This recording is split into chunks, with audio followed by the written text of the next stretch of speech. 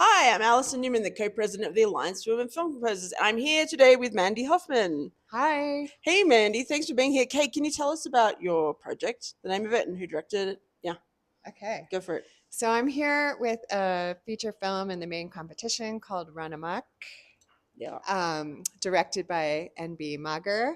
And it tells the story of a, a, a girl named Megs. In the high school that she goes to, there was a tragic event that happened years earlier, and the school is going to put on a celebration kind of thing through a musical that Meg plans. So half, while it is a musical, it's kind of not a musical. And Meg plays the harp. So the harp is a central figure in the score and in the film. We even like the same harp that's in the film is in the score that we Okay. recorded. So there's a musical within the film, basically. Quasi musical. Okay, got it. Yeah. And can you tell us, like, how did you come to firstly be on the project? Yes. Yeah. So there, the project needed a composer. It was pretty late in the game, and um, the editor found me through a mutual editor friend. Editors are friends, yes. Editor friends, and so they already had. It was already a lock cut, and it was like final. There was like a temp in place, so and the temp was working really well as far as like laying out the tempo and kind of pacing and structure the film. So that was kind of really helpful for me. Because you came in so late, so it gave you a foundation. Yeah, so because we had to work really quickly. And then I came in just like at the beginning of November, and we found out pretty early that we got into Sundance. So Yeah. it was a mad rush. So, of course, that's where it goes. Yeah. Can you talk about how you came to the tone of the film? And like, obviously, there's a harpist playing, Right. and so that must have been a big factor in it. And how did you kind of work the rest of the score or find the tone around that as well? Yeah. So I kind of like projects where you get boxed into a sound like that because it kind of factors out so many other things and gives you, you know, you can Focus. zone. Yeah, you Yeah. can zone in. So we knew it had to have a lot of harp. And tonally, the film moves quite into so many different areas because it is kind of a comedy, but it's also really explores like very deep, dark stuff and almost touches in horror at Okay. some points. And the whole score kind of goes through Meg's journey, our character. So everything is her perspective. We start and end every cue on Meg. And it's always like her inner monologue that's happening. So there is a lot of harp because that's her instrument. And then, you know, strings is just, I love strings more than anything in the world. So that was like the glue that kind of added the me factor of it. And there was a lot of synths, like dark synths and some alto flute. Oh, cool. Yeah. That's a nice combo. Yeah. Did it take you some time to find that tone, or did it kind of reveal itself pretty quickly?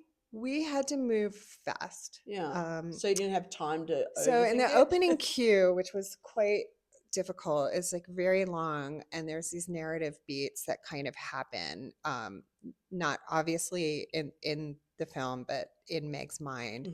And so we had a discussion about these narrative beats, and I wrote like an overture that had a lot of Meg's themes in this opening cue that would like kind of these little mini themes, and it was all on harp, and then the strings kind of take over. So then I was able to like go in my spreadsheet and lay out like a map of where these themes were going to come in and how they would, you know, there would be variation. Okay. And kind of how the arc would go. And the temp music kind of helped me figure out like how I would orchestrate something or like how dark we would go because we had to like really turn from light to dark very quickly. Okay. How did you come to alto flute? I love that instrument. It always sounds so awesome, but like, where did that come from? I love the alto flute. It's like it's dark, but it's light. Yeah. And so it's versatile. Yeah, I mean, there's and some we leaned into some absurdity in the film. There's like one theme, the adults are kind of doing the children wrong, and there's a theme that represents the adults.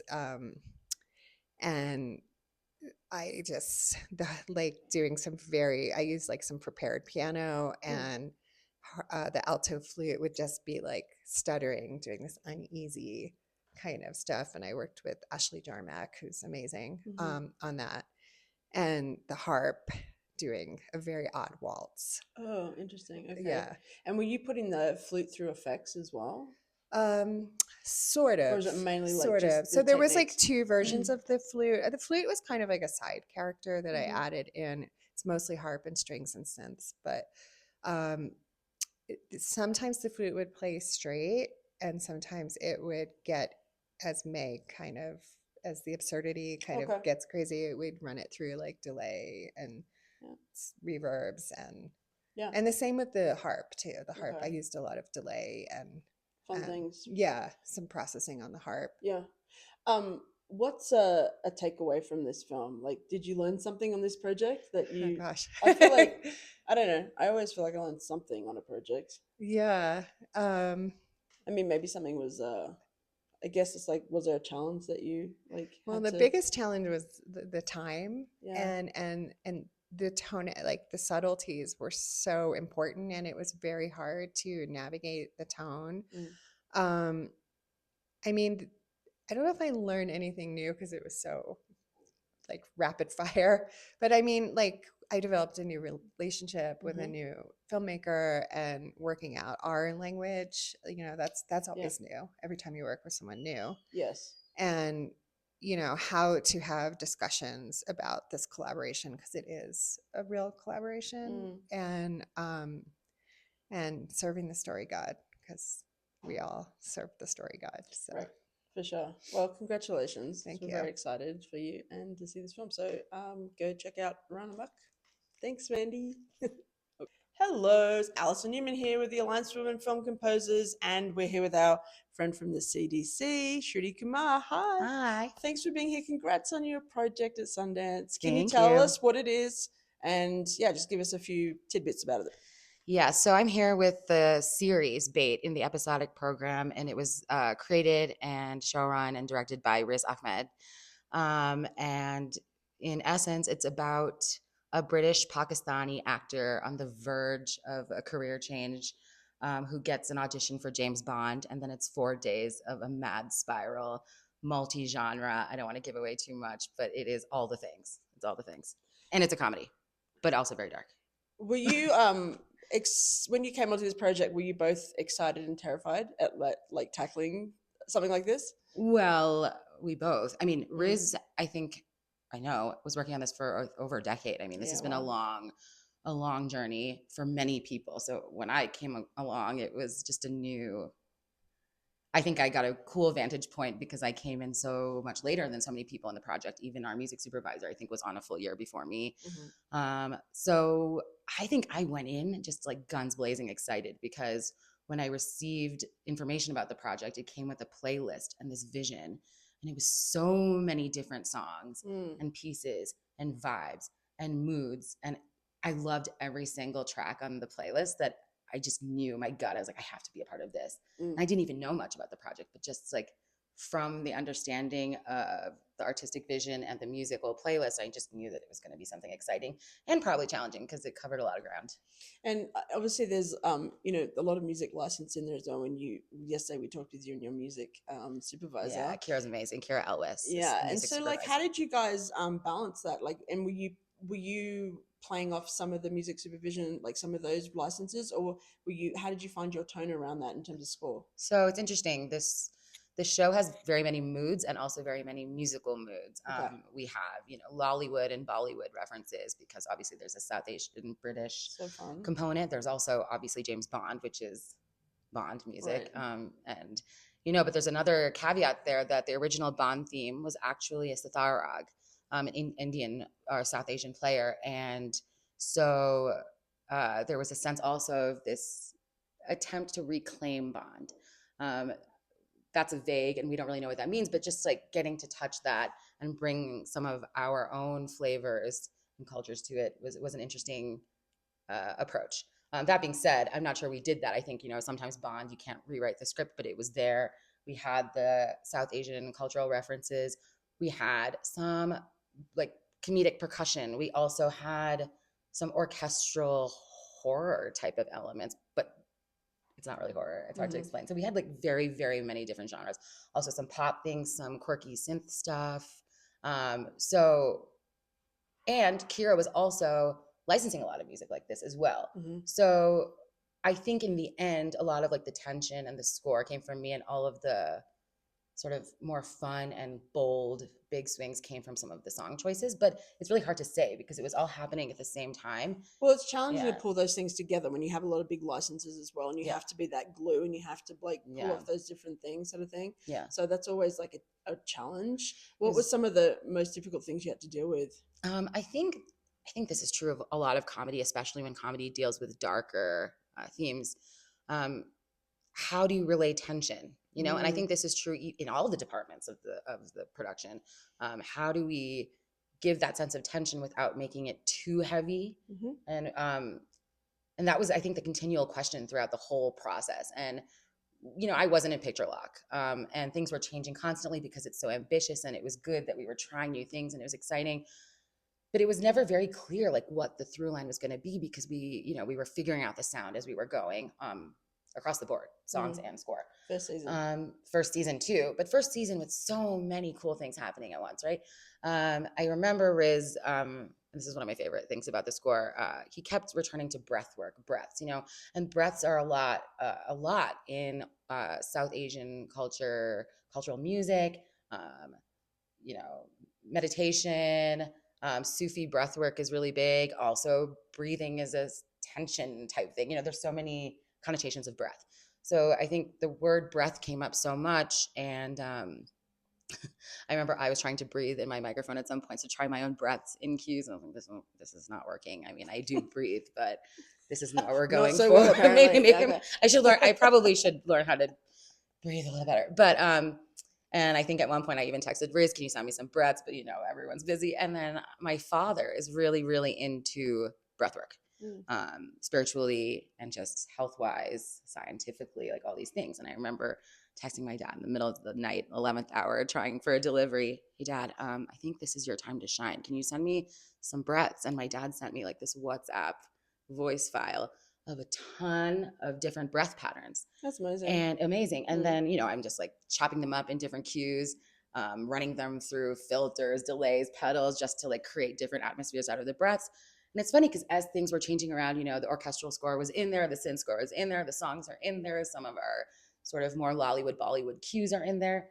But when I was watching it down, and I'm so excited to like keep watching, I realized that one of the bigger threads is that breath. It's like, when we have so many disparate things, this like human element that could convey funny moments and also serious moments. And it's such an amazing way of like ingesting like this authenticity into the score. It's very human as well. As well. The show is so human at its core. Like, yes, it's kind of a specific story, but it's so universal. Like, I have a feeling everybody watching it, especially everybody in the arts and maybe everybody else, who deals with this, how are we perceived when we're living our lives in our art to others, to ourselves. I think everybody's going to find something in this. And I think that was, no matter what the artistic process was, I think for all of us working on it, there was some kind of personal growth there too of, facing our own demons and our own insecurities and working through them. And I think that was a really beautiful overarching message.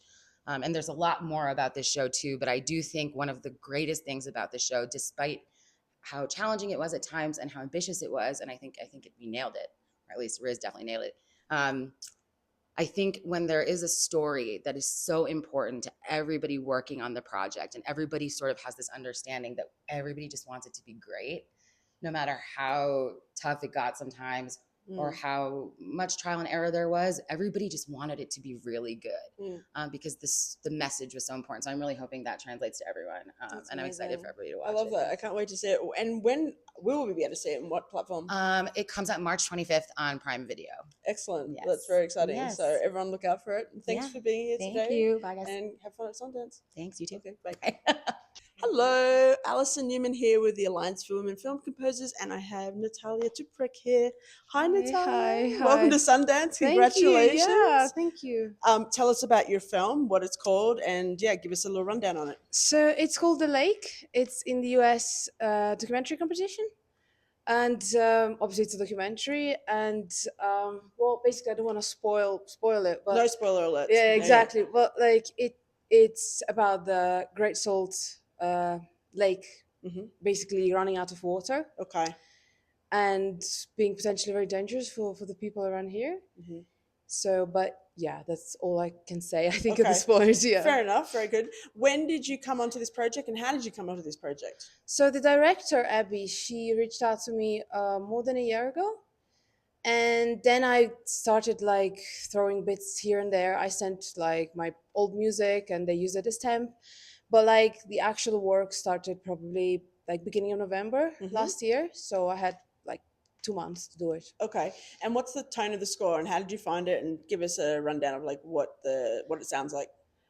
Well, it's very much like my artist music because I also release my artist like stuff. Okay, talk about that a little bit. So I'm a string player, Uh-huh. and so I do use a lot of strings. Like I'm a professional classical violinist. Mhm. Then obviously learned to play cello and viola. So I use a lot of strings myself, and obviously I sing. So I was just using myself in all possible ways, but it's very kind of sound designy slash stringy Uh-huh. because we're talking about something, you know, scary, like what's happening to the lake. So my score is sort of like the voice of the lake because the lake can't speak for itself. Okay. And there are all these people who, you know, who do things to the lake in a way. First, they ruin it for many years. Now, some people are trying to save it, but in a way, the lake doesn't have a say in what we do to it. Mm. So, because the lake was silent and didn't have a voice, we decided to use the music as that voice for the lake. Oh, that's beautiful. Yeah. Yeah. So what does the lake say then? You have to watch the film. Ah, touche. Is this your first time at Sundance? Yeah, it is. Have you been having a good time? Yeah, really good. I'm still jet lagged, as I was saying, because Yeah. it's I don't know. I just keep waking up at 5, 6 a.m. and then I'm like That's dead right. by You the just evening. have to go with it, kind of thing, you know. Yeah. What projects have you got maybe that you want to talk about that you've got coming up? So the upcoming projects. Well, I have actually another documentary that I start in February. Mhm. It's a Ukrainian documentary about Ukrainian aviation. Okay. I can't say much about it either because it's very, very hush hush. But like, Do you enjoy working on documentaries? yes, I enjoy it. Me too. It's my favorite thing. Like I just also because I learned something then. Yeah. And Yeah, you get very invested in the material and the story. I think you have to if you're scoring a documentary, you know. So okay, that sounds great. And can you tell us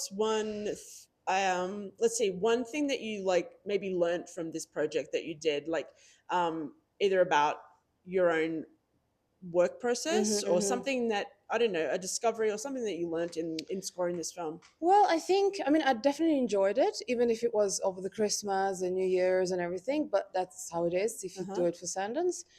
But I think I've become more self-confident in scoring. So I think I'm gonna be less afraid to maybe propose things to the director because we had so many execs. One of them is Leonardo DiCaprio on the film. Yeah. So we had like don't remember how many, but so many execs who obviously all have something to say.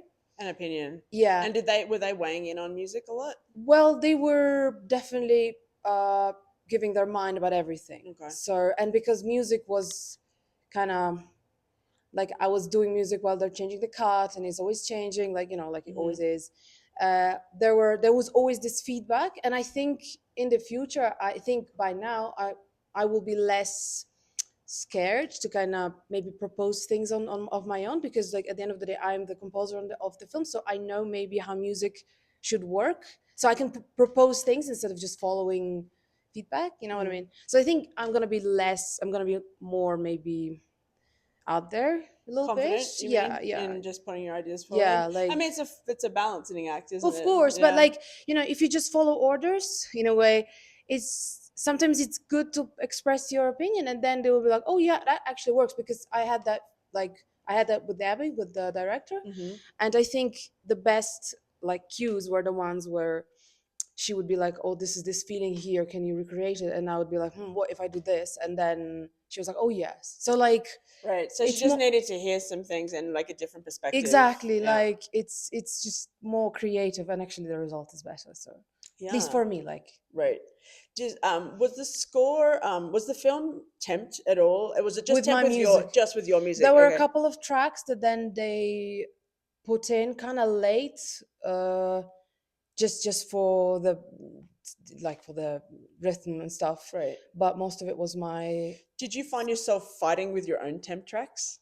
No, it was actually very comfortable for me because What I mean by that is like was Abby your director? Was she attached to any of your temp music? yes, And so then you were like, that's a couple of Okay. cues she was really really attached, so I had to kind of get as close as I can to them. Mm-hmm. And yeah, It's a funny thing, isn't it, when someone tempts with your own and music you need to and then copy you're like, yourself. I'm doing this again. But Yeah, that's not the way it goes. But you just have to, turn it around and make it the voice of the film and everything. And Yeah, it's part of the job, really, yeah, is to yeah, find yeah. a voice within a voice, I guess, of your Yeah, own. exactly. Yeah, Yeah, it was fun. Yeah, that's great. Yeah. Did you know the director? You just met her randomly, or how were you Well, introduced? I knew the editor on this, Emily, who is a director, very good documentary director. Not, Okay. well, yeah, mainly documentary director. So she was the editor on this film, and she recommended me back in like Okay. end of 2024. Yeah. Did you work And very closely with the editor? well, I'm kind of working on her film that's it's in post production, but like it's it's a long documentary that takes years. You mean about another film? Yes. Yeah. So I knew Emily from before because I have been working with her for like So a you few know years, her, but like yeah, she's a great, she's great. So you have like a real common language at this point. Yeah. You know how to talk to each other. Yeah. Which is nice because then you do get to like banter a little bit back and forwards and have those kind of Yeah, you can be conversations. more confident, as I said, like and bold. bold, and be like, what if we do this? Yeah. Even if it's mad, and then oops, it works. Yeah. No, I mean those are the great discoveries, right? Yeah. Yeah. Well, congratulations. Thank It's you. really nice to meet you. And Yeah, thanks see for you at having Sundance. me. Of course, yes. And look out for the lake, everyone. Yeah, guys, watch it. Okay, thanks. Bye. Bye. Hi, I am Heather McIntosh, co-president of the Alliance for Women Film Composers. I'm here for another Sundance Composer Chat, and I'd like to start with an introduction. Tell us about your project and introduce yourself. Hi, I'm Morgan Doctor, and I did the score for Ghosts in the Machine, which is a documentary about the origins of AI. It's pretty dark. Wow, I Yeah. love it. I love it. So when did you come in on the process, and what were your first conversations like? I came in like even after the 11th hour. It was like 11:45. Oh, wow. Yeah. And Andy and I, my partner Andy, who's a filmmaker, Andy was in London and I was in Budapest at a mix for another film that we're doing. Yeah. And her friend is Valerie Veach, who's the director of the film. And Valerie had sent her the film, and Andy watched it and was giving notes. And one of the major notes was just that the score wasn't working so well. And she's like, I have an idea. Why don't I have Morgan send you her library? Right. And so it started there. And we were traveling. And then I got back, and she had put in a bunch of scores of mine, and then asked if it would be possible to do some scoring to scenes. Yeah. Because the picture was locked by then. And she knew she was coming to Sundance, and she was just trying to finish the film. Yeah. And I said, okay, I have a week. We got home. And in that week, I did over 15 cues. Wow. So I'm not quite sure how it sounds, but that's the joy of a premiere. You see how it all shakes Let's out. hope it- Yeah. yeah. Oh, that's incredible. But her influences, she really loves Daphne Oram. Okay, Like an yeah. originator, Synth, electron, yeah. synth, but like dystopian synth music Yeah. and stuff. So I really tried to, and the film is dystopian. Yeah. And because the origins of AI, her thesis is that it's in eugenics, and so it's intense and dark. Yeah. And there's a lot about misogyny and all these tech bros, and Yeah. so I incorporated a lot of like dystopian circus elements. Oh, wow. Yeah. Try to make it kind of like, this is really uncomfortable and this is ridiculous. Yeah. Like, these guys are ridiculous. Yeah. It's like a freaking circus. Yeah. She had me, we did a theme of a Italian World War II anti-fascist song that was really popular then. Yeah. And we had a whistle, and so I tried to whistle. I just wasn't, I was like, maybe okay, but her dad, who actually mixed the film, he's a very good whistler, and he ended incredible. up, so he whistled. Oh, that's awesome. And we kind of placed that in different areas to have this underlying anti-fascist theme in there, but also it's called Ciao Bella, which is goodbye, beautiful goodbye, which also is kind of like a beautiful goodbye to humanity, and like, you know, so there's a lot of different undertones of themes. So you mentioned the Daphne Oram stuff. Were you doing a lot of like synth textures as well? Was that the main instrumentation, that and the whistling? Was that it was mainly synth textures, and even the theme, the Ciao Bella, like I found a very old video of people singing it on a subway, and I took it and I distorted it and morphed it into something that was somewhat recognizable and have it come in at this point with Trump. And so, but it was all very textural. That was the basis of it, is synth textures. Yeah, that's great. I know when you get into a dystopian place and you're navigating like these really heavy subject matter, like eugenics, etc. Like, did you find sometimes that when you're dialing in how big the score needs to be, did you ever find there were moments that you had to dial actually less rather than more? So, or were you able to sort of like push? Yeah, when I came, because I came in so late, there was obviously I was replacing a lot of temp. Your own music also too. Yeah. And so the temp that I was replacing, some of it was documentary scoring is its own beast. Yeah. And so much of it is about working around talking heads, and you're trying to move the story along without it being distracting too much. Yeah. So you're talking about music that is, and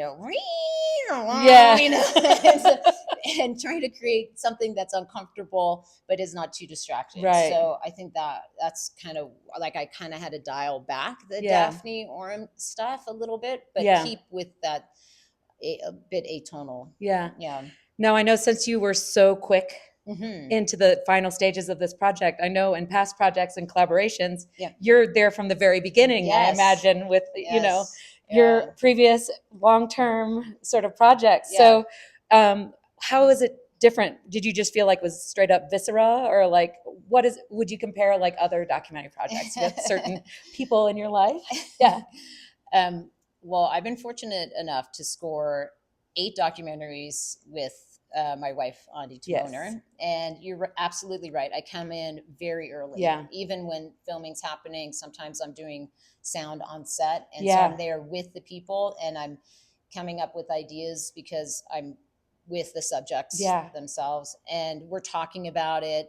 I'm gathering field recordings as I'm out there, and then the editor, which is sometimes Andi, sometimes someone else, is often I'm sending them kind of ideas that are rough temp that they can use. And then there's tons of back and forth. Yeah. So much back and forth. And then it's like, and Andi's really incredible at doing music editing. Yeah. So which is great, but it's a little bit of a problem because then I have to kind of mimic what she did. And then, okay, give me the new cut of that scene. And then now I have like to reshape and toggle and get it extra musical, etc. So, I mean, there's benefits to it because you're developing the sense of the score as the film is developing itself. So this was very different in the sense that it was obviously everything was already there, and it allowed me to be much quicker. Yeah, there was no way I could do it.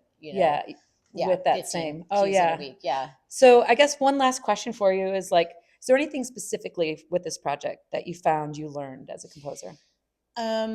As a composer or a person, I think either way. Well, the two things were that it allowed me to break out a little bit more than I'm used to breaking out in the way of musically, and just going out there, farther out there than I have in the past, which was really nice. And she encouraged me to really make it something that's uncomfortable. And, love and that. as a musician, I don't know, I'm not so familiar with doing that. So Yeah. it was good to just do something that was really uncomfortable for Yeah. people. And as topically, Yeah. as the film, it's one of those films that it's theoretical. There's a lot of talking heads, but you walk away really feeling like a veil has lifted and seeing that the world you're living in, and you've been with all these devices, and really it's just giving like a different perspective on the world that we live, it was shocking to me. It was really shocking. I was like, oh my God. Well, I cannot wait to see it, and I'm sure we all can't wait to see it. And thank you so much for thank chatting with you, us Heather. today. All right. Yeah. Yay, it's great Yay. to chat. Thanks.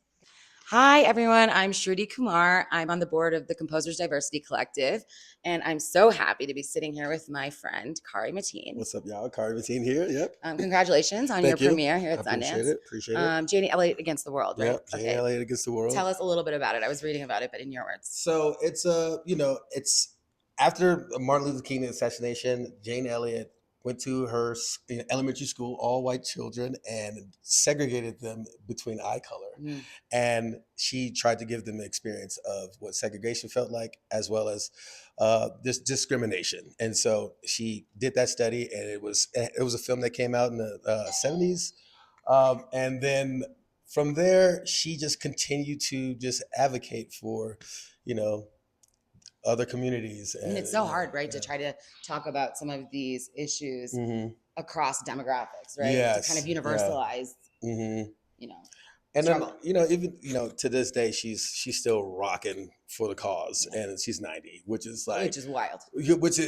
People just don't understand like how long of a time that is to be working for the cause of, that's wild. 100%. And also like 90 years old. But then, less than 90 years, like probably 60 years. You think that's also so recent. Yeah. So sure. we can, talk about that forever. Yeah. So documentaries are so hard, especially with things like this, because how do you find the tone that does something justice? Do you stay away from it? Do you lean into it? Like how did you approach? So there in the film, there's moments where there is like, there's comedic timing with her because she has no filter, because she's older and she doesn't care anymore. I love it. And so from there, we just found some moments where we, there was breath in the scene. And silence is really important too. Yeah, exactly. But how did you pick your instrumentation? Just a lot of conversation with Judd. He's, we worked together before. He loves cello. He loves, drums, percussion. You're a cellist, Yes, exactly. And so that came up, but it's not the entirety of the film. And I think just essentially just highlighting these conversations after the scenes in highlighting, what that meant. Yeah, sometimes like you don't want to be too on the nose with things because the story tells itself. Yeah, for sure. Absolutely. So what do you think was one of your biggest takeaways working on this? You've worked with this director before. Yeah. This is a obviously very important topic and a human, and you're coming in it from your own lived experience as well. So, right. So, yes, talk about that a little. So it was interesting. So Killer Mike is in the film and he's like crushing it. He's like one of the best like mouthpieces that is like advocating for the film as well as like the topic in general. And so just having that energy that's like pushing the film along, being a part of that is like, it was actually really easy to do. Like, we didn't easy project. it just took a long time. It took like 2 years because they stopped the 2 film years. and then off and on. So did you feel continuity through those 2 years, or did you feel? I really redid a lot of music at the end. Once we got into Sundance, I literally had the Sundance rush. Yeah, and so it was like. And you're recording all yourself. Yep. I built a studio in Austin. Yes, I remember. It's kind of like in a farm. Is that what I think of it? That one's now it's in Austin. Okay. Now it's like it's. He's not remote anymore. No. Okay, but I'm going back and forth. And it's awesome, and we're like finishing up. Another question, just in general. This is a CDC question we like to ask. We often find ourselves using our musical voice with film as our form of activism, right? Yes, exactly. And there's like a interesting line there between continuing to take these gigs, but also feeling maybe sometimes typecast or, it's a difficult line to toe. And does that, it includes instrumentation that we're asked to use, certain assumptions about our musical breadth and width, et cetera. But also something that's really important to us, right? Because Yeah. we want to tell our stories. For sure. And it's important to have our musical voices in our stories. So Yeah. how do you deal with that? What are your thoughts on that? Do you think that's Yeah. an issue or a challenge? My thoughts, I mean, if somebody's calling me, they probably know I would want to do this film. Yes, You know yeah. what I'm saying? So like, I don't really get a lot of like people like, oh, Republicans being like, not to say, I'm just saying like, I'm like, yo, I'm not doing your film, dog. Like, that's not gonna happen. No Trojan horse. No, Sorry, you know, okay. yeah, and like, no, because to me, I think it's important. Yeah, it is a form of activism. Mhm. I work so hard on this, and like, I think it's very important for if you're getting that opportunity to use your talent to tell these stories, and they're asking you to do it, you need to do it. Absolutely, 100%. And do you think you've built these long-lasting relationships with directors because of your like-mindedness? You know, a lot of times we're afraid to talk about our voice and our representation and our politics, but do you think that's gotten you work? Yeah, I think so too. And also too, when people see the film, like the films that I work on, I find that even when I'm doing like a sports doc that has nothing to do with this, you know, I did like ESPN 30 for 30 that's coming out in the fall, but it's like music is totally different. It's all orchestral. It's like band music. It's like it's cool. You know, like I get those opportunities because I'm working on so much stuff that is being seen, which I see that as a plus. What would one bit of advice be for an up and comer who feels like it's hard for them to break into this industry, that they won't have a chance? I mean, I think we're really trying to dispel that and create dreams and hopes and, you know, pipelines for younger folks. What would you say, and what your journey and what you would share, and, you know, to do's and not to do's? I guess my thing would be, I felt like all the editors and directors I worked with, they were like very early on in their career. Yeah. So I would say find other directors and editors, especially editors, because they're the ones grinding. They're our best friends. They're the ones grinding. You know what I'm saying? So nothing against the directors, but you know, it takes a team and it takes the editor and like that flow to happen. And like a lot of people I've worked with, that, you know, the editors they're telling me like, I want this guy on this film. Amazing. So meet other editors, meet like-minded people as well. That's a big one. And a last takeaway of working on this particular project and on what it means to be at Sundance for you this year. This is awesome. This is the last one. This is cool. This project being the last one that is going to be here. It's huge. I'm happy for Judd. I'm happy for the other projects that I'm working on that are surrounding this topic, especially for right now in America. Like another film is called Enough that I've worked on that it's about Lee Merritt. He's an attorney, which it will come out later this year, which I'm just pumped about being somewhere where they're actually putting out films that are talking about this, because everybody is fucking scared. Yes. And I hate that shit. And how do you feel less scared? Yeah, I mean, I'm you know, if I'm getting this aggression coming to the door, I'm going to handle it. You know, because we're all here, we all dealing with it, and we have community. Community is so important. Exactly. And if it, you know, I got to tell these stories. I got to be a part of these stories. So we should all be a part of these stories. All right. Thanks so much. So good to see you. Congratulations. Yeah, thank you. Go watch this film. Jane Elliot Against the World. All right. Thank you. Awesome. Hi, I'm Shruti Kumar. I'm on the board of the Composers Diversity Collective, and I'm here today with Mateo Nossa, the composer of the musical. Yes. The composer of the musical, premiering at Sundance this Which year. Which is not a musical. A musical. Okay, so it's called the musical, but it's not a musical yet. So tell us about the musical. Tell us about it and your. Well, what I can tell is that it's about a disgruntled playwright teacher, middle school teacher, that finds himself in a very spiteful position. He is trying to get back at his girlfriend and the principal of the school, which he's dating now. So now exactly. So chaos ensues. In his revenge. His revenge. It's a revenge story. Wow. Mm-hmm. So that's not what I was expecting from the title of the musical. Mm-hmm. But on that note, what was your entry point to the film, and what was the musical direction for the musical? Well, I met the director Giselle when we were both at NYU. Oh wow. 10 years ago. So we've been working for a while together. Were we at NYU at the same time? Huh? Were we at NYU at the same time? I was there. I graduated in 2017. 2011. So no. Okay. And she has a very particular voice. So I've been tuning in each project more and more to what she really likes. Okay. So it was really important for this project because the production schedule was insane. So it was really good that I really like we had been talking about the project for 7 months or so, but I had like a month to do the whole orchestral stuff. Orchestral. And Okay, right before the holidays. So Yeah. everybody's Sundance gone on rush. vacation. Yeah. I know. It was And then you crazy. didn't get the vacation. Of course But you got the musical. Yeah. Okay, so a revenge story that's fully orchestral. Mm-hmm. And this is not the first time you've worked with this director. No, we've done like short films. We've done about 4 or 5 short films. Okay, great. Yeah. Amazing. And always orchestral?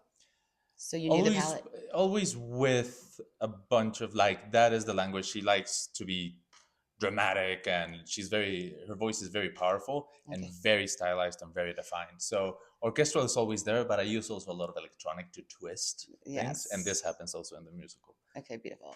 And this is not a musical? It's about a musical. That there are no songs? There's a couple of songs. Did you write the songs? I wrote a couple of songs in there. Wow, that's really, really cool. And did you get to work with the cast? No, I was like, it was crazy. My daughter was born. Oh, wow, congrats.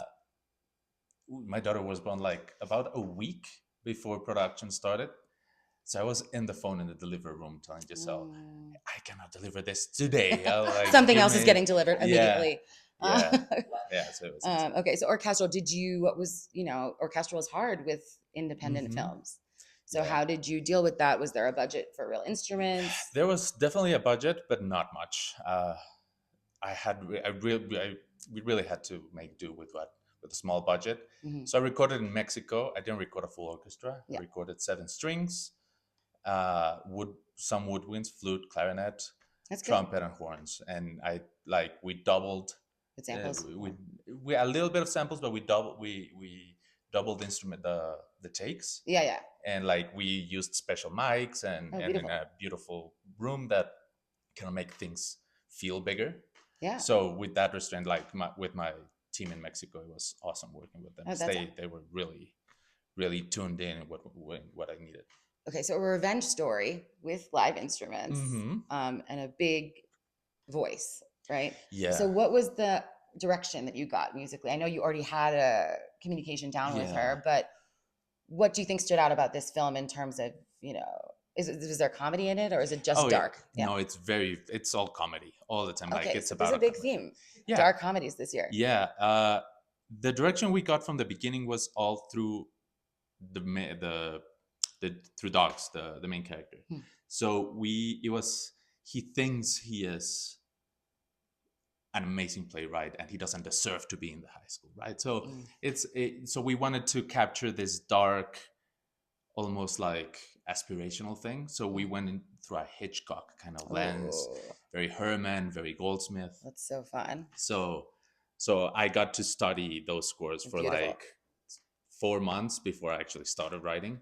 So it was really, not only it was really beautiful to write that stuff, but it was really nice to be able to take my time studying the great composers, and I enjoyed it so much. Take your time studying and then 0 time to write. Exactly. So when you started writing, because it was such a crunch, did you have picture lock, or did you write themes first? What was the process? First I wrote a couple of songs that they needed for production.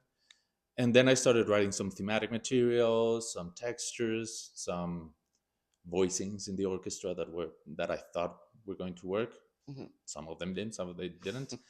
But I didn't get the first cut until the first week of November. Right. So and it was the first cut. So when doing orchestral stuff, it's kind of hard to cram that much time. I got a first cut around October, but it was so different from we knew it was going to be so different. So I didn't actually start writing much until it was locked. Right. Around the first week. Well, we're really excited to see it. This sounds all very intriguing. Hitchcock meets revenge meets comedy. But it's Hitchcock meant as comedy. How can you it's hard. It's a tough nut to crack. But sometimes with orchestra, you can just fully commit to the bit and then get it done, right? I guess as a member of the CDC, we like to ask the one question too about how does it feel to break into this industry? Do you feel like it's been challenging for any reason? And if not, why? How did you find your community? And what advice would you have for a younger composer who feels like it might be too hard to break in? It takes a long time. That is an important thing to say. It takes a long time, and there are a lot of moments, I'm sure you know, where you want to give up because things are not working. So my first advice is don't give up if you want to do the thing, right? And second, build community. Build community from people that you meet on film festivals, on like go and have drinks or lunch with people, like just build friendships. And that will be the thing that gets you eventually there. Just be with your friends, with your community, in my case with Latino community. So it's always important to find those voices, the messages that you want to Tell you know, the stories you want to tell. the stories you It's want to important tell. to be a Yeah. part of our stories. Yes. And challenges, well, for me it has been an immigration process, which means I cannot get out of the country a lot of the time. This year I might try to get the American citizenship, but we'll see. Which also means that I cannot say much about Yes. what's happening. And it's also great working with my director because she will say it for me. Yes. Yeah. You find your people. You find your people. And there's something yesterday at the premiere that she said, like, that they asked her, why do you make comedy? And she's like, her default is rage, but people don't listen. So hopefully she can make them laugh Yes. so they can listen. Make it palatable. Mhm. Thank you so much. It's so Of important, the course. work you do and that we all do. And I'm glad you're doing it. I can't wait to see your film. Thank you. And Thanks for congrats to you joining as well. us. Thanks. Hi, I'm Shruti Kumar. I'm on the board of the Composers Diversity Collective, and I'm here at Sundance with Denise Santos, composer of Taga. Hi. Tell us a little bit about your film and how you got involved. And Okay, so Taga is a short folk horror film, and it follows the journey of Vivi, who is a third culture Filipino American who visits the mountain regions of the Philippines to reconnect with her roots, but then ends up with the wrong crowd of like conservationist Westerners who essentially like disrespect the local culture, and then chaos ensues. Yeah, I'm sure chaos ensues. Yeah, it's really a film about a lot about identity and what it takes to like reconcile with your heritage. Yeah. And that can be pretty universal to Yeah. some of us Oh, yeah. while we attack it sometimes from a specific way. Yeah, I think like it's really important to tell these stories because everyone can find their own unique entry points to it from their own Exactly. identity and culture, or conversely learn about some of what others go through. Yeah. How did you get involved with the project? I am really good friends with the producers. Mhm. I met them through the Filipino community. And actually, 2 years ago, we came to Sundance just for fun to like manifest something. Yeah. And then 2 years later, we're here and we're all just kind of like emotional about it. Like, we did it. We finally got it. No, that is amazing about Sundance, right? Yeah, it you can really like is. make real relationships happen here. Exactly. Yeah. So it's just, we've done like multiple films together. And this is just like the beginning of hopefully more. A long journey. Yeah. Yeah. So how, this is a folk horror, as you said. What Yes. is your definition of folk horror?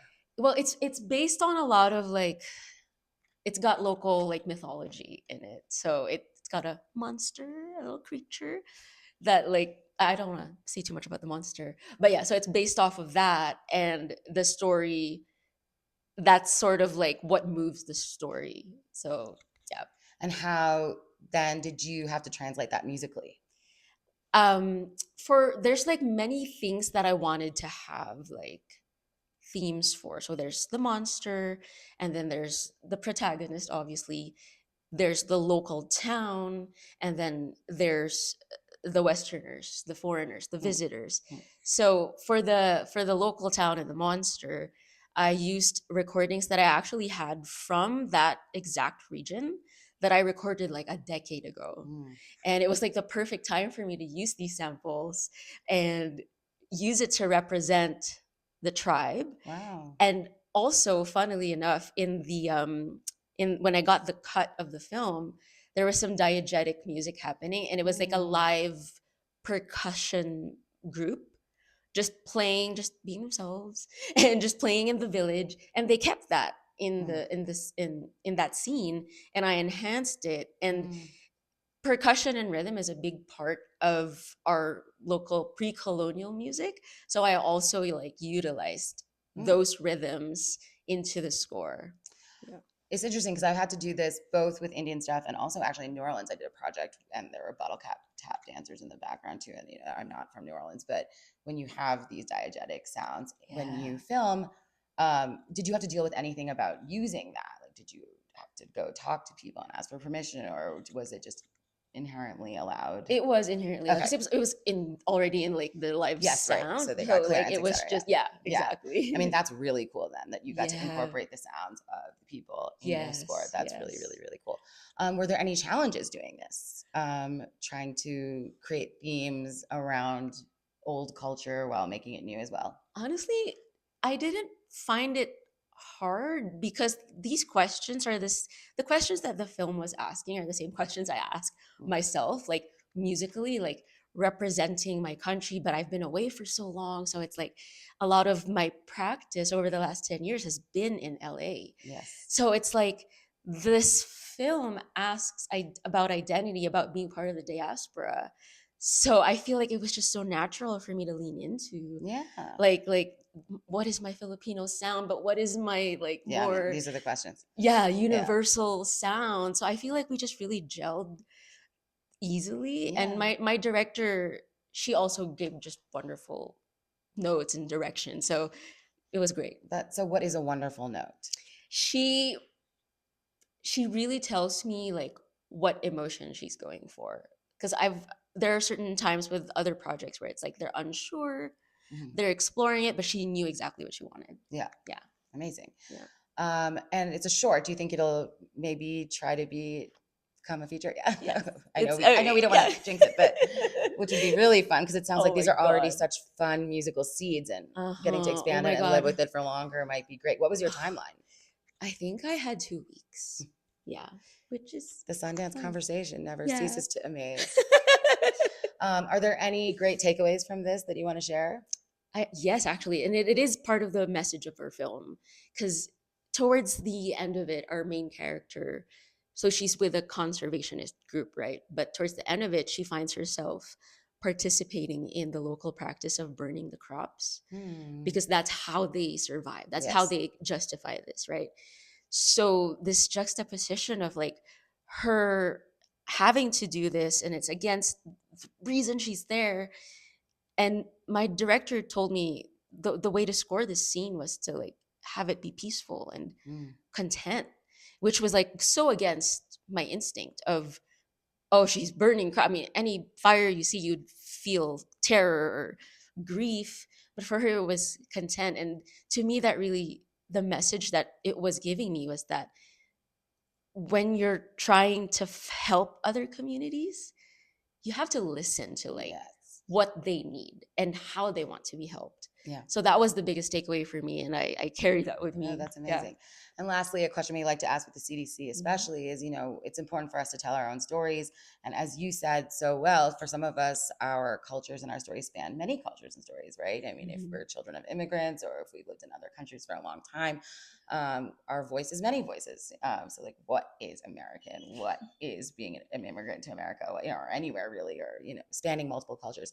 So while we often feel tasked to help tell these stories, do you ever feel sometimes typecast by that? Or are you nervous about getting pigeonholed in a sound? Or do you just kind of go with it and just think it's all one big, cool, fun melting pot? I think it's one big melting pot. I have fun with it. I mean, I feel like we're all flying so high, and it's an honor to represent the culture. And at the same time, whenever I get a project that isn't necessarily Filipino based, I'll still use my Filipino instruments. Like it's in the sound. Like we have such great like tones. Like I have this Filipino lute.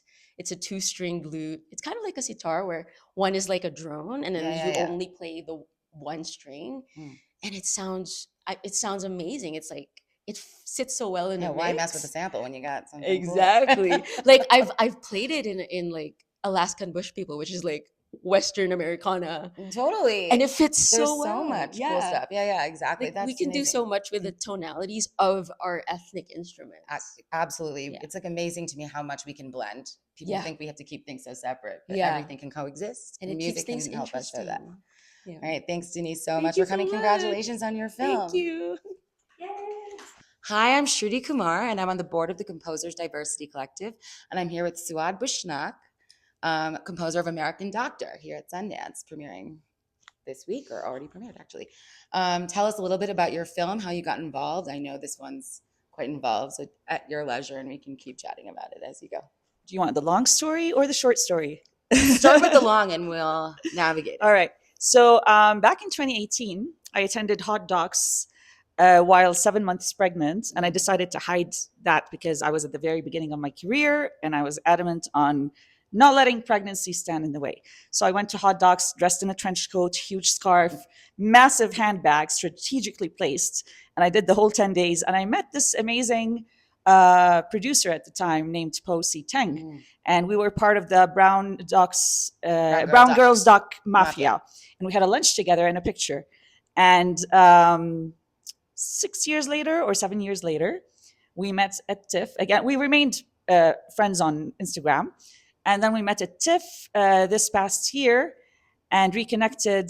And I somehow suggested that she visits the Red Sea Film Festival in Jeddah because I was going there. And when we met again there, she told me about her film, American Doctor, and she asked me if I would be interested in scoring it, given my background, first of all, and also given our friendship. Perfect. So let's talk first about what American Doctor is about. It's a documentary, but tell us about it. American Doctor is a documentary about 3 American doctors who are courageous enough to go to Gaza and save lives. These doctors are very different in their backgrounds. One is Dr. Mark Perlmutter, who's a Jewish American doctor. Dr. Feroz Sidhu, I think is his last name, I'm sorry, Sidhu, who's a Zoroastrian, he's of that faith, and Dr. Thaer Ahmed, who's a Muslim Palestinian. They are similar in their quest, but very different in... And they all are working together, or they had 3 separate journeys in Gaza? They were working together, but Dr. Thaer, probably not all the time, just because he was denied entry sometimes. He was denied because he was Palestinian? Because he was Palestinian, yeah. Okay, so this is a really serious documentary, especially now, and we're still very much in the thick of what's going on. Musically, this must have been an extreme challenge. So how did you have the initial conversations of how to even approach this story with music? And I don't even know where to begin with that, so you tell me. Yeah, so it was a challenge musically on many fronts, because first of all, it's, as you said, it's a very difficult documentary to even watch, because it's current. It's not something that happened in the past and ended, and it's not hypothetical, like it's something that's happening now. Correct. But also, the point of view of this documentary is the American doctors. This is a documentary about 3 American doctors. It's not about the patients. It's about their viewpoint and their reasons for going there and what they do there. So I tend to get hired more often than not because I do have a sound where I get to mix Middle Eastern music with cinematic soundscapes. And in this case, that was not the sound that was required for the film at all. We wanted these American doctors, what their experience is like, and the sound needed to be basically Western music. So that was the first challenge, which I'm great at doing that too. I've done orchestral that's not Middle Eastern on like Secret World of Sound with David Attenborough. It was orchestral, not Middle Eastern. But the other challenge was that it had to be minimalistic because there's a lot of, already the scenes are loud and busy, and there's a lot of factual drama happening in front of you, right? So you never want to go into melodrama by overscoring. So the score needed to be super restrained and really well thought out. And those were the 2 challenges. I'm a bit of a big sound kind of girl. So when it comes to stripping down, like I'm always asked to strip down. And this was like, start really minimal. Mm. So that was a challenge That too. is challenging. I think what's interesting also is these are American doctors. The film is called American Doctor, and while there are 3 different faiths and 3 different entry points to going to Gaza to help, right? You're also unifying them, right? What does it mean to be American? What is American music? Why can't American music be a little bit Middle Eastern or anything if we all live in America, right? Or if So I think that's a really interesting angle too. Is you're saying it's Western music, but what is Western music at this stage, right? And I think that there's a beauty in your role in bringing them together and putting them under one umbrella, which they are, because they have one purpose, right? Yes, and maybe I should have also mentioned that it also had to have some medical, like also the element of what does a medical scientific soundtrack sound like. What That does was that sound also like? it was Grey's Anatomy? No, just kidding. no, actually we kind of changed directions a bit. Like there was there were references to Massive Attack, for example, at the beginning that ended up being changed. But also like piano with atmospheric pads, a bit of strings, not too much.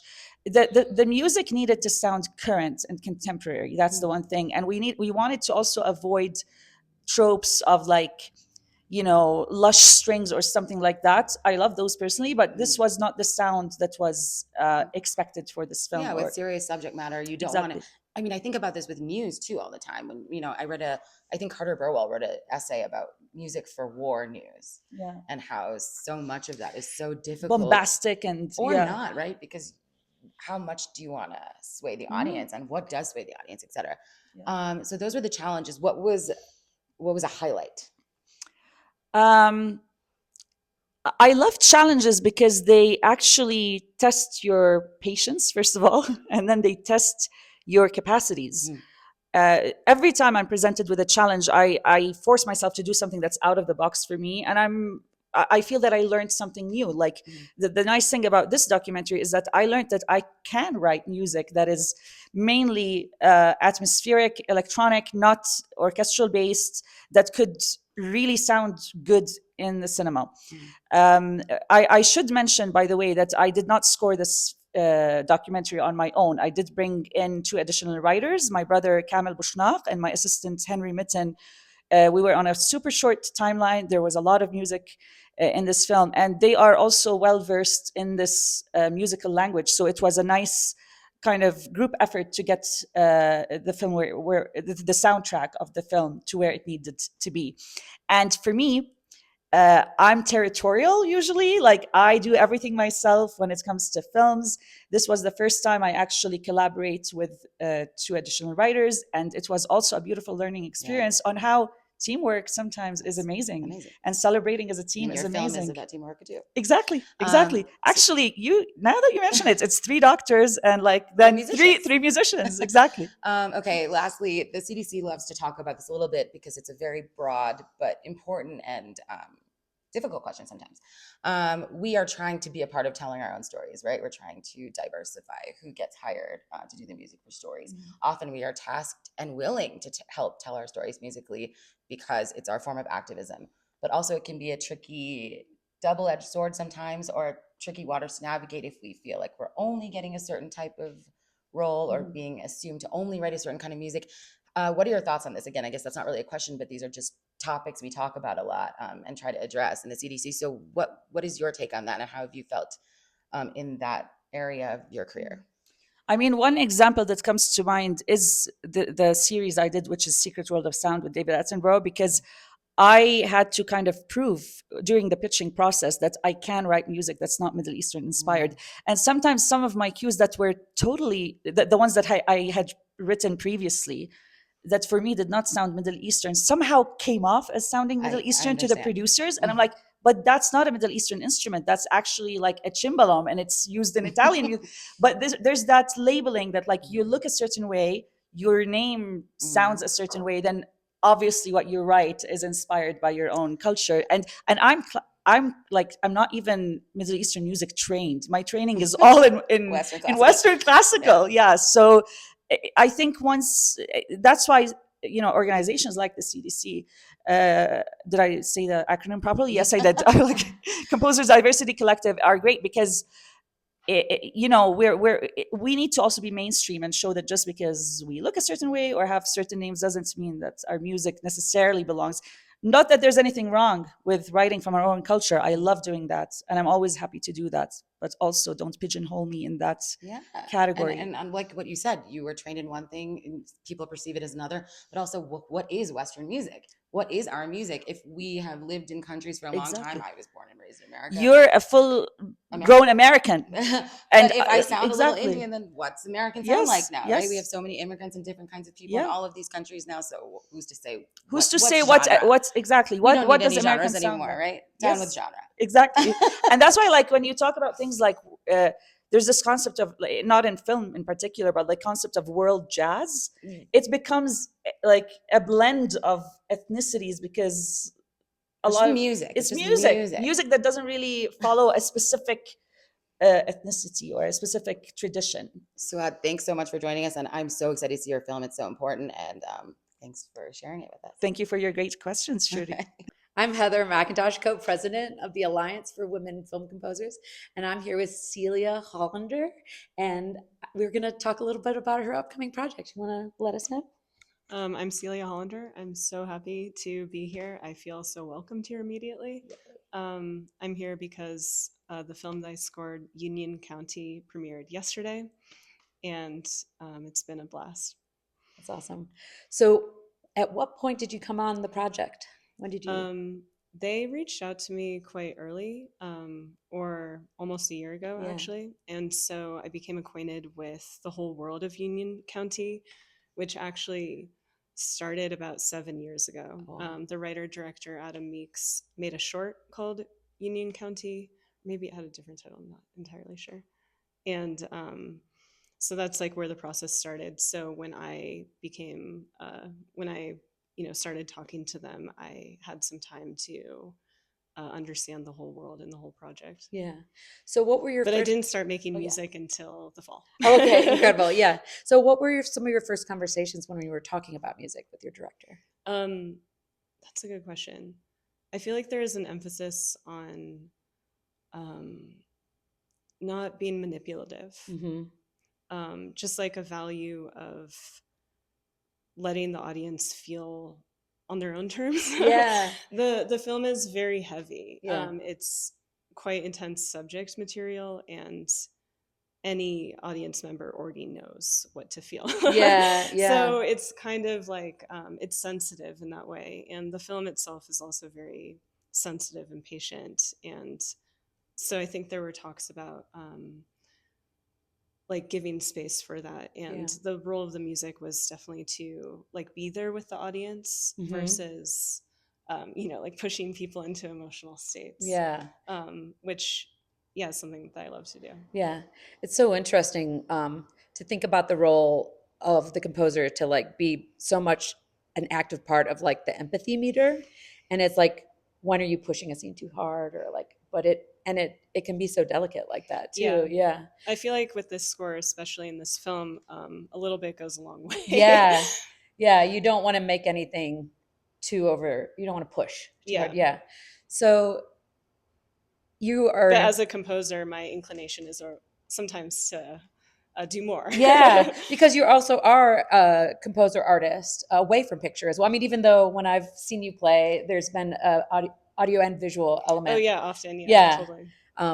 What's the difference? Do you find a difference in your composing space between your work as an artist versus a media composer? Definitely.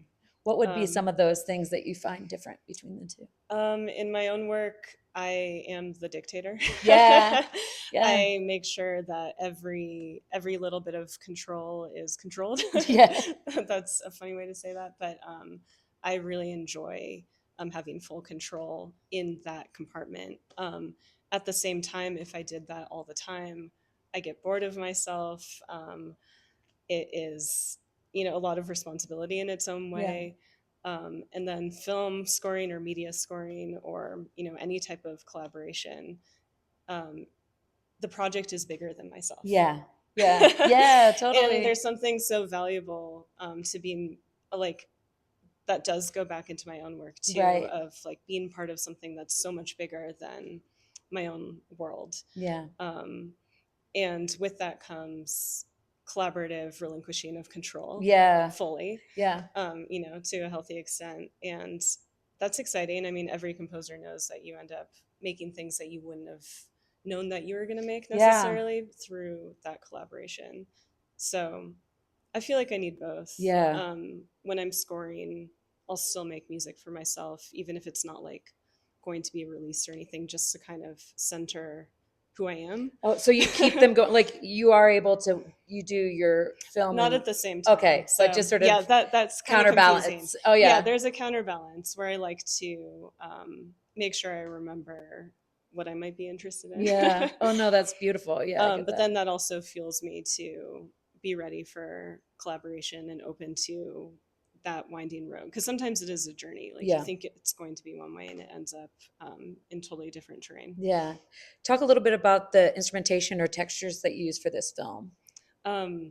Yeah, so this film has a lot of the scenes take place in a courtroom that is a drug rehabilitation program that is like a strong community. And we talked a lot about this court space as a church almost. You know, it is like a sacred community space.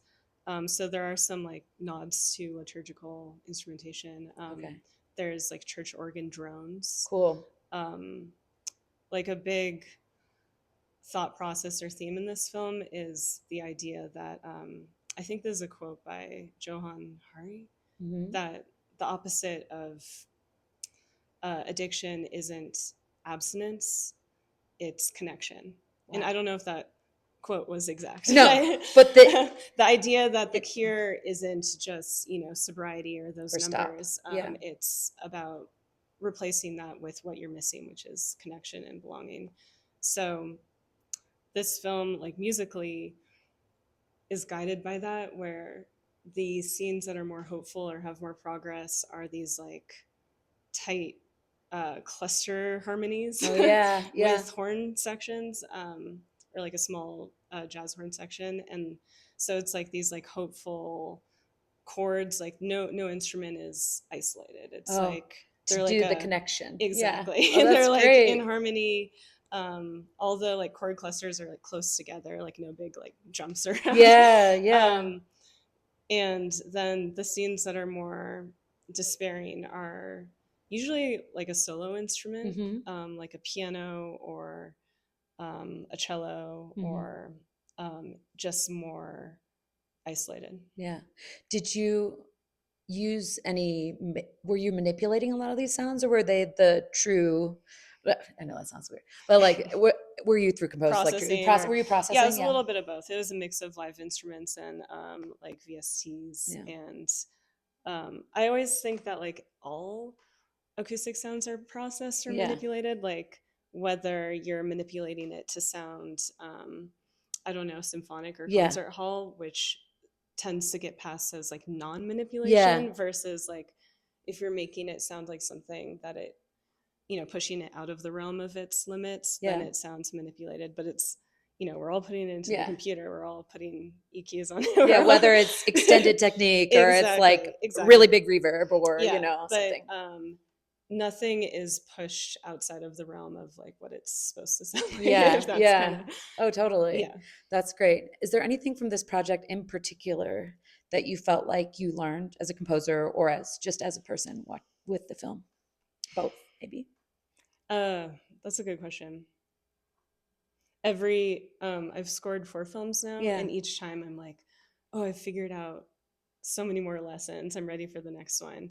And then the next one is also challenging in its own ways. And then I'm like, oh, great. Surely the next one I'll have eradicated all challenges and I'll have won this process. But trying to synthesize what that is exactly is hard to say. I think, I don't know. I think I was moved by how much the film moved me while I was working on it. That's something that I actually want to speak with other composers about more, is like, what happens when you're scoring film that is so emotional, and you find that you can't dissociate from it, right? And you're just living in this world for, you know, weeks at a time, and feeling very attached to it. I've never scored a film like this before that deals with this kind of depths of recovery. Yeah. And I think one of the, maybe it's not even a lesson, it's just like a question of like what are the boundaries of going through the emotional journey as a composer? Yeah. Like if like I've never scored a horror film, but like do you just get desensitized Yeah, how to it do you eventually? yeah. Like, If you're like these are the parameters of this project and it is a scary sound and I know I will be using a lot of microtonal, like you can just get into the approach, like how you do it. Like which version sometimes is it's just very technical, and sometimes you get really like swept into it. And And it is also interesting too when it becomes like, even as a composer, you're part of the filmmaking team, and then you also are an activist in a way because you are sharing these stories, and you're bringing them to people too. So it's really fascinating that way. Yeah, I hope so. It's such a this weekend has had so many events while we're at Sundance, and just like watching the news. So it feels like a strange thing to be out here celebrating with everybody when there's so much going on in the country and beyond. But I feel like this film has a lot of integrity, and I'm very proud to celebrate this message. Yeah. Well, we're so excited to see it. We're so excited to chat with you today, and we appreciate your time here. Thank you so much. This Yay. has been the best. Awesome. Yay. Awesome. Sorry. Okay, I'm ready. Hi, I'm Shruti Kumar, and I'm on the board of the Composers Diversity Collective and a member of the Alliance for Women Film Composers. And I'm here with Yuli, the composer of Murder 101, premiering in the episodic program here at Sundance. Yes. Hi, Yuli. Hi, how are you? Good, thanks. You want to tell us a little bit about the show and how you came on board? So first tell us the story and then a little bit about how you got brought on. Yeah, so Murder 101 is a 3-part documentary series. It follows this amazing sociology teacher that uses this cold case that happened in the 80s called the Redhead Murders. And he uses that to kind of teach the kids about sociology and help them understand their place in the world. And honestly, as the story goes on, it's like showing them how to be better people in the world. Wow. So, and there are lots of twists. Bit about the Redhead Murders? I mean, there are lots of twists and turns. And honestly, the first episode has They a saw cute, that. I'm like, perhaps they do, perhaps they don't. But honestly, I don't want to give too much away because there's some great like cliffhangers that happen. I love the premises surrounding a really nice teacher, though. Like you don't see that kind of entry point to like a cold case murder. Yeah, he's so colorful and so energetic and so funny, and he's just like, as someone who devours murders, like this sounds new to me. Yeah. How did you come on board? My wonderful agent, it came across his desk. Sent in a reel. They loved it. We went with it. Love it. Yeah. You have such an amazing musical background too, and I think this is, all of us film composers, we come from so many different musical walks of life, spanning from orchestral to pop to hip hop, and sometimes all of the in betweens. So, is this your first time scoring, or when did you start scoring? Because I know you have an extensive record background too, right? Yes, definitely. So this is my first time scoring a documentary series. So what I've done previously have been shorts and like some TV as an additional composer. But prior to that, I have a long career as a songwriter and music producer. And I also play violin and viola. So I grew up playing in orchestras from the time I was a little kid all the way through college. So it's like a little bit of popular music, a little bit of orchestral background, studying music formally in school. And like all that kind of came together to I think that makes some of the most interesting scores. Yeah. What's a genre? We don't like genre. We don't need that. I don't think we need it. Yeah. That's 2025. So we're in 2026. It's interesting. I also have a show in the episodic program, and I think it's interesting because most of the stuff we talk about at Sundance are features and shorts. But series are very different, right? Yes. Coming at them, the processes are always very different depending on what the show is, if it's a documentary or narrative, if it's a comedy or series. So talk a little bit about process, because there's such a wide range. Did you have a team? Who were you working with closely? Were you given direction or a playlist? Like, what were the beginning stages of inspiration for this? So I did the whole thing by myself. So I did not outsource for musicians or anything like that. I did everything. Recorded. That's amazing. I used my own voice in it. I used live strings in it. Amazing. Lots of synths and stuff like that. So It was a huge undertaking. It's Yeah. a lot of music, but you know, Stacey, the director, Stacey Lee, she has a very strong vision, and they definitely did have like an idea of like kind of what direction they wanted to go in musically. Yeah, that's so cool. And a lot of it was like, we don't want typical true crime. Like we need a little bit of that, but we want it to feel big and like have fun with the instrumentation. Like some of the cues are like more orchestral. Some of them are very stripped back, just like growling, weird sounds. So Cool. I really got to do a little bit of everything, That's and I'm awesome. just really proud of how it came together. For Were sure. there needle drops at all? Like, was there Yeah. music soup? Yeah, Yeah, because that there are on definitely TV some I needle find drops. can be an interesting challenge. You Mhm. know, navigating the songs versus score, how they come in and out, if Mhm. they are disparate sounds or if they have a similar palette. I mean, you coming from songwriting background too, it must have been super fun to navigate some of that stuff too. Yeah, Yeah, no, they have some really. Yeah. I don't even know how they find some of these artists. amazing. Like That's there's some amazing. very unique pieces of music in there, and I feel like it kind of matched the tone of what I created too, and complemented each other really well. Awesome. Did they give you a playlist to start of inspiration, or did they just kind of give you?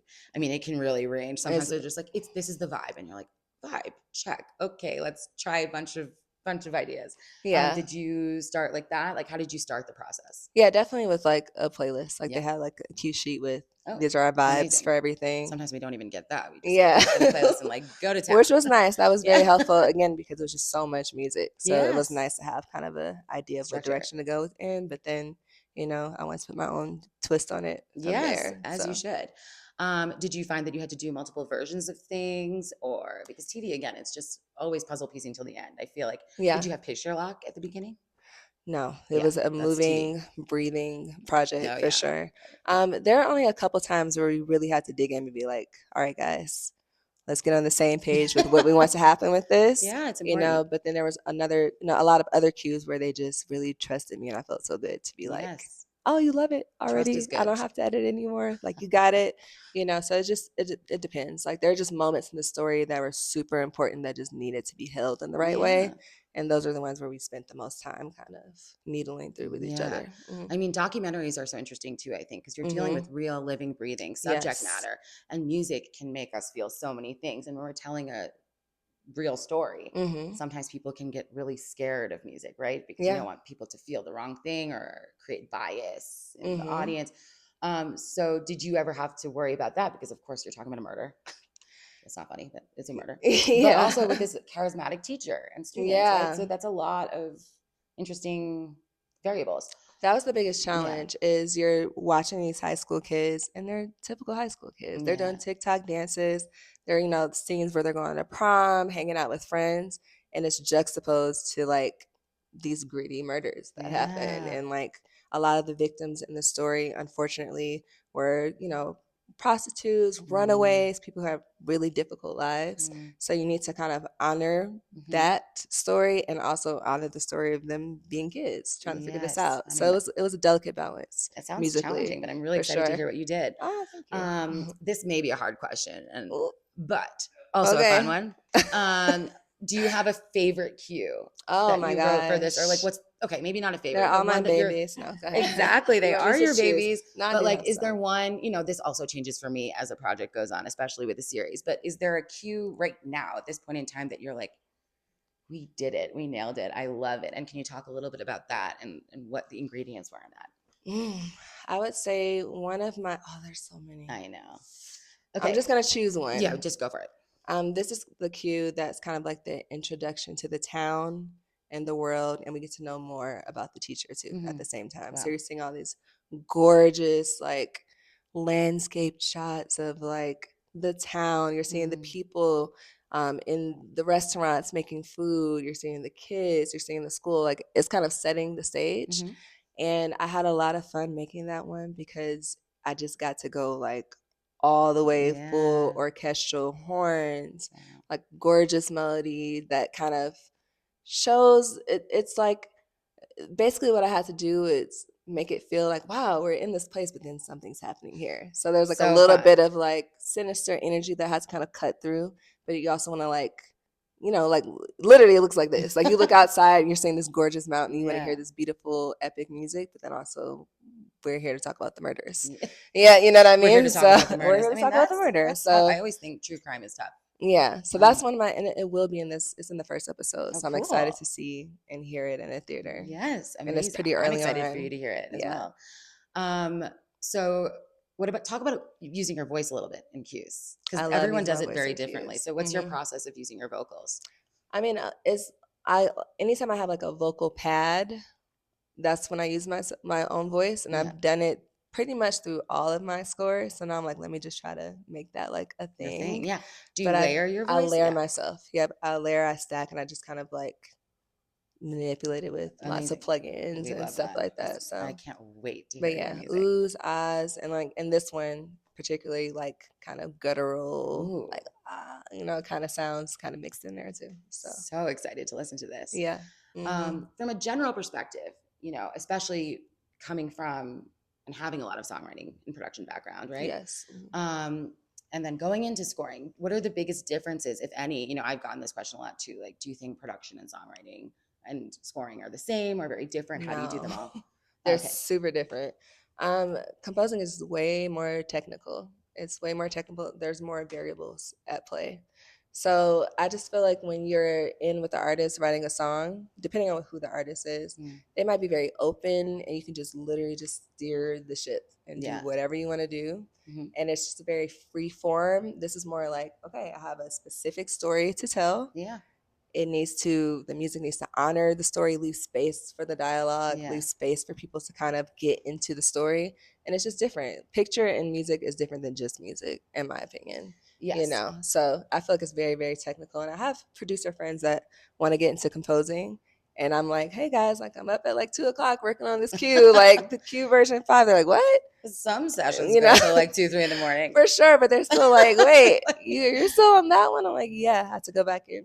This is the next pass of this, and now I'm doing another version with piano, and I'm doing another version with voice. So I just feel like it's a more technical process for me. But maybe you might have a leg up, correct me if I'm wrong, because you've worked with artists and been in the studio. Those are such vulnerable spaces, right? So you really have to learn communication. Do you think that helped with communicating with your director and your producers? I mean, I know this is an Amazon show, right? So you have like layers of communication plus maybe a music editor. Did you have one? Yeah. Yeah, exactly. Yeah. So I feel like you might have better insight into communicating. That takes a long time for film composers to kind of hone in. I would agree. People skills. Yeah, for sure. You do have to have people skills to work with artists. You have to know how to maneuver what's happening that day, how they feel, what they want to talk about. So I do feel like I've taken that skill and transferred it over to this world for sure. Okay, last question. From both CDC and AWFC perspectives, we like to sort of share tips for up and comers, right? So part of our organizations are trying to create a bigger pool, more people to feel like it's possible to do what we do, to score television film. So what do you think from your perspective? And everyone's is different. Like, what would you tell a younger person who may think this is not in their scope? It's too hard. People like me don't do this. I can't do it. What are your tips for navigating that and figuring out this industry? Okay, let me think That's about it. That is a hard question. There's so many answers to it. And I feel like everybody's perspective is so important right now because we're trying to get newer and more different voices in the mix here, so. I'm trying to think about it because I don't want to give like a just believe in yourself kind of response because there's more to it than that. Well, did you always think that you were going to score? Was that always something you wanted to do? It's something I always wanted to do, and I just did not know how to get into it for the longest time. And even when I was a kid, and I've never even told this story to most people, but I was in orchestra as a kid. I loved classical music, but then I grew up in Detroit, so I listened to like all kind of cool music on the radio, and I would learn how to kind of play things by ear, but I was learning how to write music in school too, so I started to try to write it, like make actual sheet music. And I got to the point, maybe around like 7th grade or so, I took like, a lot of my friends also were in orchestra. Yeah. And so I was like, hey guys, like let's form a group, let's form a quintet, and let's play like actual gigs, and let's do classical music, and then can we also like do some of my arrangements that I made. So I always wanted to write music. I always like to create my own versions of things. So that was kind of like my first introduction to it. And then as time went on, I always kind of ran into this wall where it's like, okay, I didn't grow up with people in the film industry. I didn't study film specifically. I didn't study music composition specifically in school. I did study music, but I didn't go to like a scoring or composition program. So I basically just kind of continued to kind of make things on my own until and built up the skill in like a library Yeah. before I even had a project. Yeah. So maybe that's one thing you can do before you even have a project, just practice. Yeah. In a sense, have things prepared, because that is what I used in addition to finally getting like small short film projects Yeah. to kind of make my way into the industry. Did you have to like seek out directors, or do you think, I mean, you were also gigging and stuff too. I think it's so important. I think that's kind of your advice. Yeah. Is like focus on what you love, practice it, and then And make practice space for it. it. You started a Yeah. group, you were performing, you're meeting people. Yeah. So how did you meet your first director? So my first director is just like a friend of Yeah, mine. see, so community. Yeah. So I think that's your like big advice. And a lot of Create people I community. do know, that is how they get their first projects. But in order to actually get an agent, I cold called to get an Cold agent. call. It's I a made very a cold important call skill. and then harassed him for a year and kept sending him stuff until I could get a meeting to actually, be represented. Well, I'm so excited. So- I'm so excited by all that you do, actually. Thank you. Everyone should look up Yuli. I think your Yes. whole track record is amazing. And thanks for joining us. Thank you. That was quick. We have I so much know. more. Thanks. Is there anything else you wanted to talk about? I just didn't want to, because I know you're No, putting it this just together. felt good that we Okay. were just in I was like conversation. mindful of time, but I could probably ask you a million more questions because I read your bio and stuff, and I'm like, wait, there's so much. You want to get in the camera? He's gonna walk in like, it's me.